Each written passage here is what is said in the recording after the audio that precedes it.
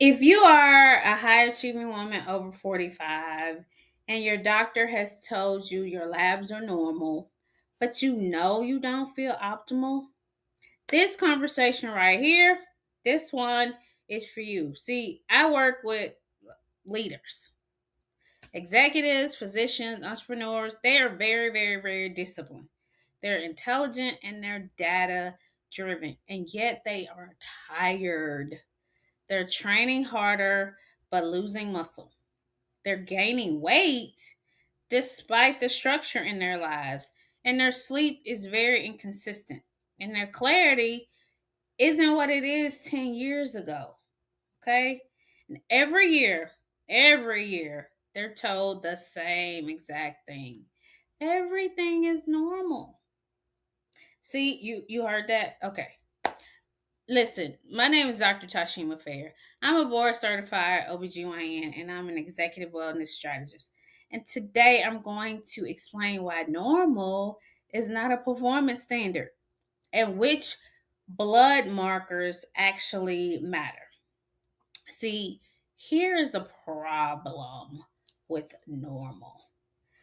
Laboratory reference ranges are based on the average population or population averages. And the average American woman over 45 is metabolically inflamed. She's insulin resistant. She has vitamin D deficiency. She's not sleeping and she's overly stressed. Now, if that is a reference population, then normal simply means you resemble a metabolically average population. See, high performing women should not benchmark for averages at all. They should benchmark for optimal physiology, if you know what I mean. I hope you get what I'm putting down. Now, here are the markers that actually matter. And these are the six core markers that I look at personally for my clients. Okay. Number one, fasting insulin. Now, most physicians check glucose, and that's routine, but very few check fasting insulin. See, insulin resistance precedes diabetes by years, sometimes even a decade. An optimal fasting insulin for performance is typically under 8. Now, many women sit at that 12 to 18 range and they're told that it's fine. However, elevated insulin drives central fat gain, brain fog, inflammation, and cardiovascular risk. And if insulin is chronically elevated, everything else becomes even harder. The second one is a high reactive C reactive protein, or CRP for short. This is a marker for systemic inflammation, right? And many women over 45 are living in a low grade inflammatory state. Often that is stress driven. See, optimal for longevity is under 1. And I see 2.5, 3, 4, and it's labeled as normal. See, chronic inflammation will accelerate cognitive decline, it will accelerate vascular aging and hormonal instability. Vitamin D is the third one that I look at. So, lab range may say that 30 is acceptable. However, comma, for immune resilience, bone health, and muscle preservation, I prefer 50 to 80. See, for a woman who's leading teams, managing stress, and training physically, cannot afford to be suboptimal for her nutrition status. Okay, Ferritin is the fourth one I look at. Ferritin is often overlooked unless it is critically low. But see, low normal ferritin can drive fatigue, hair thinning, and poor recovery. And high ferritin in the wrong context can reflect inflammation. And we've already talked about what inflammation can do. Now, this marker requires some interpretation. And you can't just look at it at a glance. So that's why I really study it. The fifth thing I look at is a comprehensive thyroid panel, not just the TSH. And most women are told their thyroid is normal based on a single marker, TSH. TSH is a signaling hormone from the brain. It does not tell us how well the thyroid hormone is being converted, transported, and utilized at the cellular level.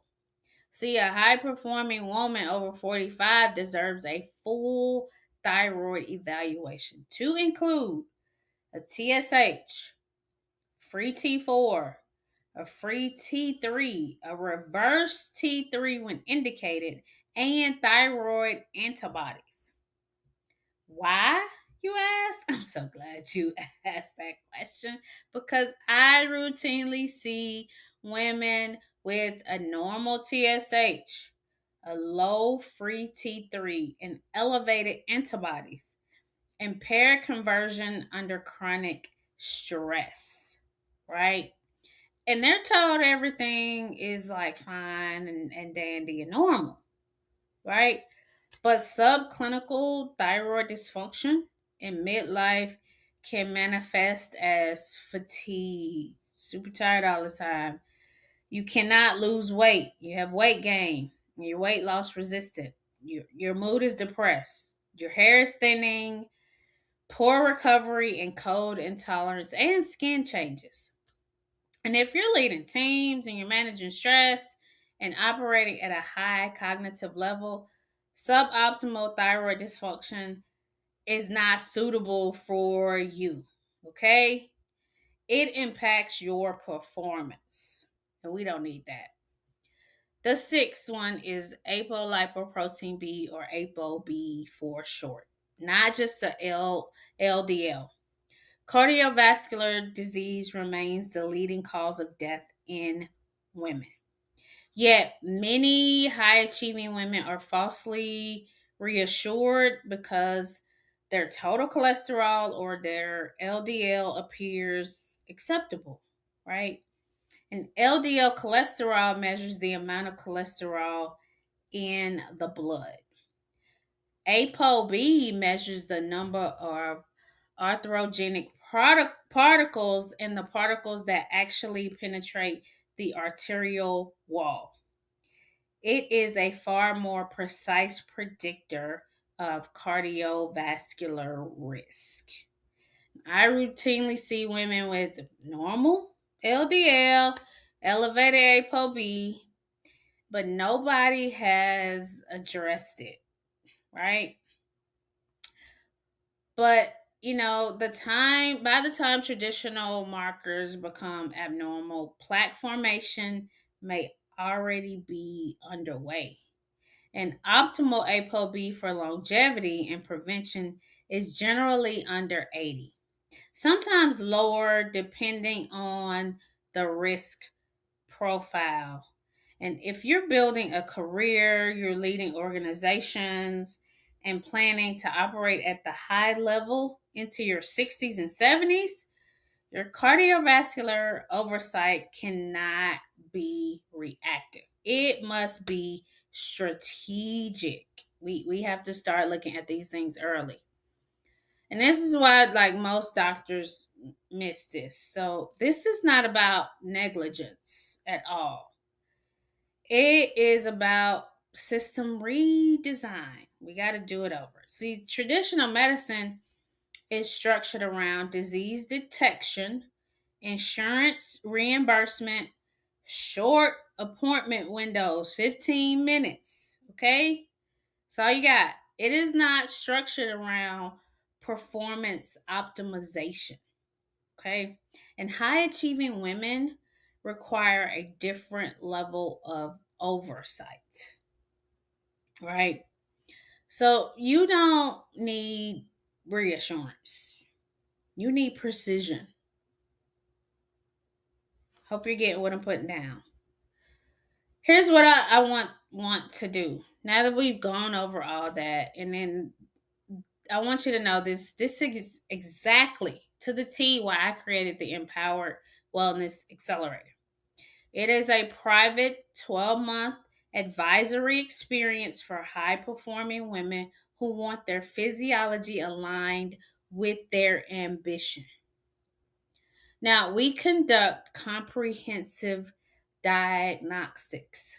We interpret labs through a optimization lens and we build a structured strategy. We measure progress, right? And I only work with a limited number of women at a time. Okay.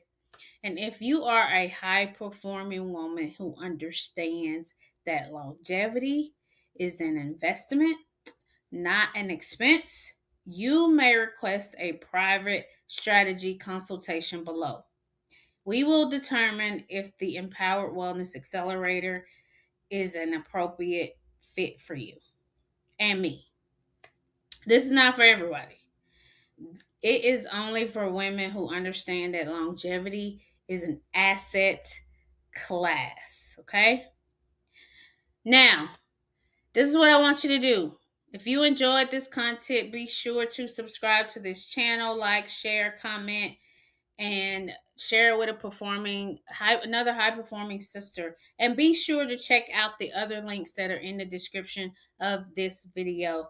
In the meantime, in between time, stay healthy, stay vibrant, and stay unconventional. I'll see you in the next video. Peace.